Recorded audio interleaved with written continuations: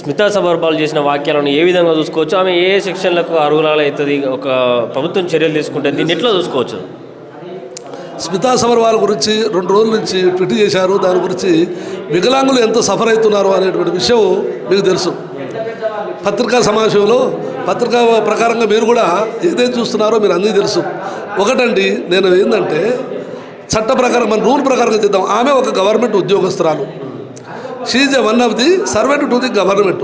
ఆమెకి ఇచ్చినటువంటి డ్యూటీ మాత్రమే ఆమె చేసుకోవాలి.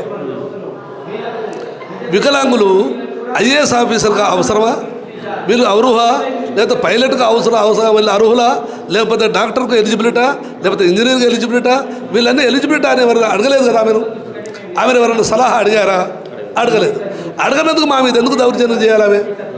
అడగనందుకు మా మీద ఎందుకు దౌర్జన్యం చేయాలి? వీళ్ళు అర్హులు కాదు, వీళ్ళు చేయలేరు, వీళ్ళు శారీరకంగా బాగలేరు, వీళ్ళకు అర్హులు కాదు, ఐఏఎస్ ఆఫీసర్లు ఇవ్వకూడదు అని చెప్పని మీకు ఎట్లా తెలుసు?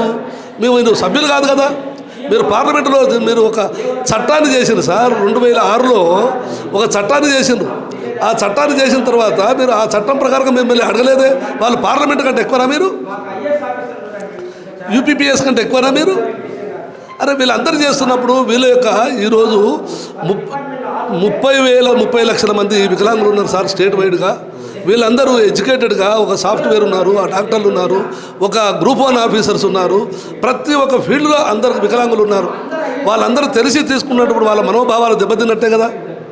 కాబట్టి ఇప్పుడు మేమేమంటున్నామంటే ఆమె ఈ వికలాంగుల మీద ఈ కామెంట్ చేసినందుకు క్షమాపణ చెప్పాలి. ఎందుకంటే దీనివల్ల కొందరు మనోభావాలు దెబ్బతింటాయి. కొందరు ప్రైవేట్ కంపెనీలు మళ్ళీ ఆపర్చునిటీ ఇవ్వరు. కొంతమంది ఎక్కడో పని చేసుకుంటే వాళ్ళందరూ అరే మేము ఇట్లా అని చెప్పినటువంటి మనోభావాలు దెబ్బతింటాయి. కాబట్టి అట్లా కాదు. కాబట్టి ఆమెకు ఈ 2 రోజుల్లో కనుక ఆమె కనుక ఈ యొక్క వికలాంగుల సమాజానికి కనుక సారీ చెప్పకపోతే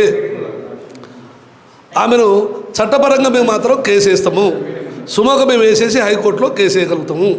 ఎందుకంటే కాన్స్టిట్యూషన్ ప్రకారంగా మాకు 11 నుంచి 21 వరకు అందరిలాగా మాకు సమాజంలో మాకు రైట్స్ ఉన్నాయి. అందరిలాగా సమస్య ఉంది. కాన్స్టిట్యూషన్ ప్రకారంగా ఉన్నాయి, మాకు సెక్షన్ ప్రకారంగా ఉన్నాయి. కాబట్టి మా సెక్షన్ ప్రకారంగా మా రైట్స్ ప్రకారంగా మేము ఆమె మీద కేసు వేస్తాము. ఒకవేళ సారీ చెప్పకపోతే ఇది మాకు కారణం.